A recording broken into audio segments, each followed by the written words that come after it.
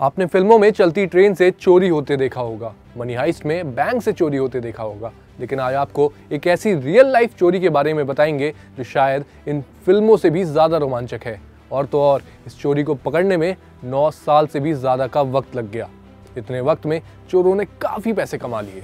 तो चलिए बताते हैं कि आखिर इतिहास की सबसे बड़ी चोरी की शुरुआत हुई कैसे। दरअसल अफ्रीका का देश नाइजीरिया अपने क्रूड ऑयल के लिए जाना जाता है। क्रूड ऑयल वो रॉ ऑयल होता है जिसे हम पेट्रोल और डीजल में बदलकर ईंधन की तरह इस्तेमाल करते हैं। नाइजीरिया का 80% का रेवेन्यू उसके क्रूड ऑयल से ही आता है और नाइजीरिया हर दिन लगभग 1.5 से 2 मिलियन बैरल तेल प्रोड्यूस करता है। जिसके बाद तो आप सोच ही सकते हैं कि आखिर क्रूड ऑयल की नाइजीरिया के लिए क्या कीमत है। आज जहां सभी देशों में क्रूड ऑयल के दाम बढ़े हुए हैं और प्रोडक्शन को भी घटा दिया गया है, वहीं नाइजीरिया ने हाल ही में क्रूड ऑयल की सबसे बड़ी चोरी पकड़ी है।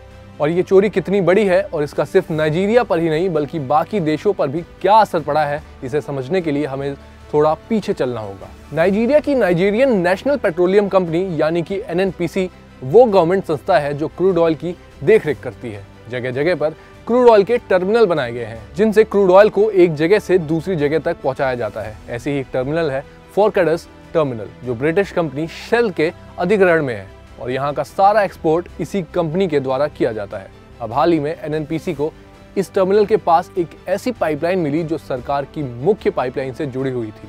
ये 4.5 किलोमीटर लंबी पाइपलाइन लगभग 9 सालों से यहाँ मौजूद थी, जिसके बारे में न तो शेल को कोई खबर थी और न ही NNPC को। तो चलिए आपको इस चोरी से हुए नुकसान के बारे में भी बता देते हैं। दरअसल NNPC ने बताया कि नाइजीरिया में लगभग 6 लाख बैरल क्रूड ऑयल की चोरी हर दिन हो रही थी, जिसकी वजह से नाइजीरिया को पिछले 10 महीनों में $10 बिलियन से भी ज्यादा का नुकसान हो चुका है।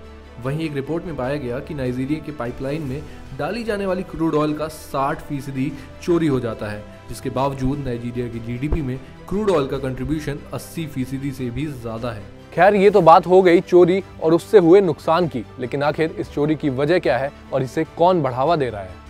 तो आपको बता दें, नाइजीरिया में करप्शन काफी ज्यादा है, जिसकी वजह से नाइजीरिया की सोशल और पॉलिटिकल कंडीशन काफी बिगड़ चुकी है और देश की आधी से ज्यादा जनसंख्या गरीबी में अपनी जिंदगी गुजारने पर मजबूर है। तो ये थी इतिहास के सबसे बड़ी क्रूड ऑयल की चोरी की कहानी और उसके सभी पहलू, जिससे शायद आपको ये समझने में मदद मिलेगी कि सिर्फ कुछ चुनिंदा लोगों की वजह से एक देश की इकॉनमी पर कैसा असर होता है और वो अपने ही देश को एक गरीबी और महंगाई से जूझने के लिए मजबूर कर देते हैं। आपकी इस चोरी और नाइजीरियन गवर्नमेंट पर क्या राय है, हमें कमेंट बॉक्स में ज़रूर बताएं। और साथ ही अगर आपको ये वीडियो पसंद आई तो इसे लाइक करें, कमेंट करें और साथ ही साथ इसे शेयर करें। और ऐसे ही और बिजनेस रिलेटेड कंटेंट देखने के लिए आप जागरण बिजनेस को सब्सक्राइब करें।